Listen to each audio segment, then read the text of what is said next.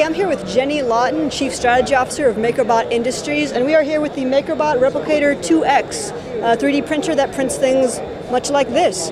So tell us a little bit about some of the new features of the Replicator 2X. Well, the biggest new feature of the Replicator 2X is that it prints with both ABS and PLA.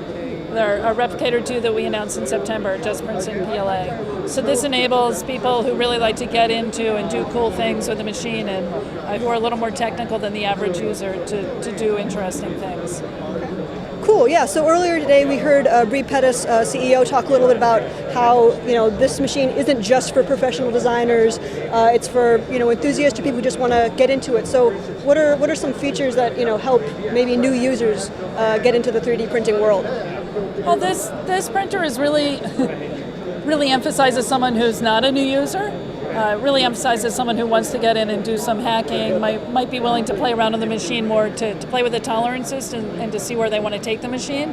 But if you're a new user and you want to use ABS instead of PLA, this is a great machine to use. Or if you want to print with two colors instead of one color, this is a great machine to use. So maybe if you're a new user and you're a jewelry designer and you want to use two colors, or if you're someone who wants to play with two colors instead of one color, or prefers using ABS over PLA, this is the machine to use. Cool. And we were also told that there's a new API on Thingiverse, which is a site where you can download like sort of blueprints for different prints to make. That's sort of ideal for beginners. Can you tell us a little bit about that?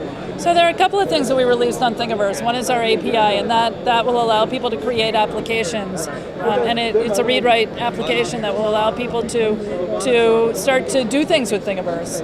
And that's for people who are a little more sophisticated. But on the average user who might not be someone who's able to design things or doesn't want to design things, we have the customizer, which lets you take a design off of Thingiverse, customize it, make it your own, and then print it.